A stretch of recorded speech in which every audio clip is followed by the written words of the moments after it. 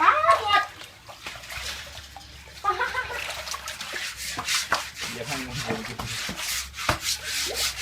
อย่าทางมันร้อนจะต่อใครจะใช้หงสีใส่ยังไม่อยู่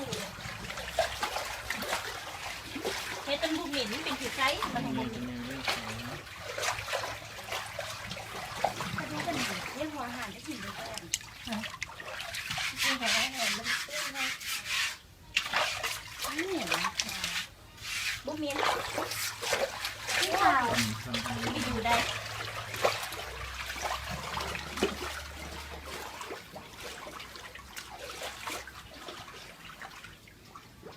บุหรี่เล่นมั้ยน้อยเดียวน้อยเดียว